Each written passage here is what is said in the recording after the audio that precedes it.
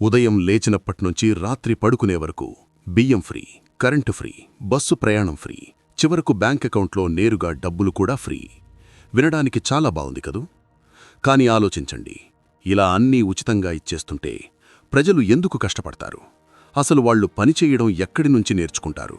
ఈ ఉచితాలకు డబ్బులెక్కడి నుంచి వస్తున్నాయి?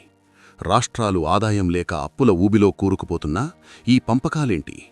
ఇవి సాధారణ ప్రజల నుంచి వస్తున్న ప్రశ్నలు కావు. సాక్షాత్తు దేశ అత్యున్నత న్యాయస్థానం సుప్రీంకోర్టు రాష్ట్ర ప్రభుత్వాలను అడిగిన సూటి ప్రశ్నలు. ఇదేనా మనం చేసే జాతి నిర్మాణం అని సుప్రీంకోర్టు ప్రధాన న్యాయమూర్తి జస్టిస్ సూర్యకాంత్ గారు తీవ్ర ఆందోళన వ్యక్తం చేశారు. అసలు కోర్టు అంత కఠినంగా ఎందుకు మాట్లాడాల్సి వచ్చింది? ఈ ఉచితాలతో దేశం ఏమైపోతోంది? ఈరోజు ఈ విషయాల గురించి క్లియర్గా మాట్లాడుకుందాం. రాష్ట్ర ప్రభుత్వాలన్నీ దాదాపుగా రెవెన్యూ లోటులోనే ఉన్నాయి. నెలాఖరు వస్తే ఉద్యోగులకు జీతాలు ఇవ్వడం, ఉచిత పథకాలు అమలు చేయడం, ఈ రెండు పనులు తప్పితే మూడో పని అంటే అభివృద్ధి చేసే స్థితిలో ప్రభుత్వాలు లేవు. మరి ఈ పథకాలకు డబ్బు ఎక్కడి నుంచి వస్తోంది? ఆకాశం నుంచి ఊడిపడడం లేదు. అదంతా సామాన్యుడు, పన్ను చెల్లింపుదారుడు కడుతున్న కష్టార్జితం. వాళ్లు తాము కడుతున్న పన్నుల నుంచి గుంతలు లేని మంచి రోడ్లు, నాణ్యమైన ఆస్పత్రులు, ఇతర మౌలిక సదుపాయాలు కోరుకోరా?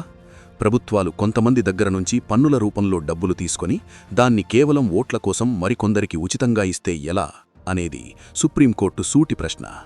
సంక్షేమ రాజ్యమనగానే పేదలు, అణగారిన వర్గాలకు, నిజంగా అవసరమైన వారికి సాయం చెయ్యాలి. దాన్ని ఎవరైనా అంగీకరించాల్సిందే, సమాజం కూడా స్వాగతించాలి. కానీ ఇక్కడ జరుగుతున్నది వేరు. కొందరు వ్యక్తులు అన్నీ ఉండి కూడా తమకున్న పలుకుబడితో ప్రభుత్వ ఉచితాలను తమ జేబుల్లో వేసుకుంటున్నారు. కరెంటు బిల్లు కట్టగలిగే శక్తి ఉన్నవారికి, లేనివారికి మధ్య తేడాను ప్రభుత్వాలు ఎలా గుర్తిస్తున్నాయి? అన్నీ ఉన్న భూస్వాములకు కూడా ఉచిత విద్యుత్తు ఎందుకిస్తున్నారు?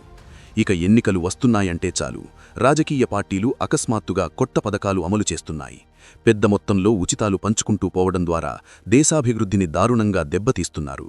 రాజకీయ పార్టీలు, నాయకులు తమ విధానాలను పునఃసమీక్షించుకోవాల్సిన సమయం ఆసన్నమైంది అని కోర్టు కుండబద్దలు కొట్టింది. మరి ప్రభుత్వాలు ఏం చెయ్యాలి? ఉచితాలకు బదులు ప్రభుత్వాలకు దీర్ఘకాలిక ప్రణాళికలు ఉండాలని సుప్రీంకోర్టు సూచించింది. ఉదయం లేవగానే సైకిళ్లు, స్కూటీలు, గ్యాస్ సిలిండర్లు ఫ్రీగా ఇవ్వడం కాదు. పిల్లలకు మంచి స్కూళ్లు కట్టించండి, నాణ్యమైన టీచర్లను నియమించండి, స్కాలర్షిప్లు, పుస్తకాలు ఇవ్వండి. సామాన్యులు ప్రైవేటు ఆస్పత్రులకెళ్లి లక్షలు ఖర్చు పెట్టుకునే దుస్థితి లేకుండా మంచి ప్రభుత్వ ఆస్పత్రులను నెలకొల్పండి. అవి వదిలేసి ఇప్పుడు సంక్షేమం పేరుతో ప్రజలకు నేరుగా నగదు బదిలీ, డైరెక్ట్ క్యాష్ ట్రాన్స్ఫర్ చేసే స్థాయికి వచ్చాం. ఇలాగైతే ప్రజలకు ఉద్యోగవకాశాలు కల్పించి ఆత్మగౌరవంతో బతికే పరిస్థితి ఎప్పుడు కల్పిస్తారు?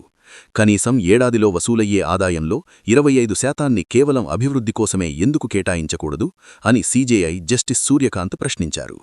నిజానికి సంక్షేమ పథకాలు ఎలా అమలు చెయ్యాలన్నది ప్రభుత్వాల నిర్ణయం. అందులో కోర్టులు జోక్యం చేసుకోవు. కానీ అప్పులు చేసి మరీ ఉచితాలు పంచుకుంటూ పోతుంటే వ్యవస్థ కుప్పకూలిపోతుందన్నదే ప్రధాన ఆందోళన. కేంద్రం కొత్తగా తెచ్చిన ఎలక్ట్రిసిటీ అమెండ్మెంట్ రూల్స్ 2024లోని రూల్ 23ని సవాలు చేస్తూ తమిళనాడు పవర్ డిస్ట్రిబ్యూషన్ కార్పొరేషన్ వేసిన కేసు విచారణలో సుప్రీంకోర్టు ఈ కీలక వ్యాఖ్యలు చేసింది. ఈ కేసులో తమిళనాడు ప్రభుత్వానికి నోటీసులు కూడా జారీ చేసింది. ఇది కేవలం ఒక్క తమిళనాడుకో, ఇంకో రాష్ట్రానికో పరిమితమైన సమస్య కాదు. చాలా రాష్ట్రాలకు చెందిన ఇలాంటి కేసులు పెండింగ్లో ఉన్నాయి. మరి సుప్రీంకోర్టు అడిగిన ఈ ప్రశ్నలకు ప్రభుత్వాల దగ్గర సమాధానం ఉందా? ఈ ఉచితాల పరంపర ఎక్కడికి దారితీస్తోంది?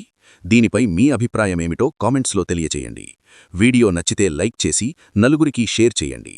ఇలాంటి మరిన్ని విశ్లేషణల కోసం లోకల్ వైబ్స్ సబ్స్క్రైబ్ చేసుకోండి.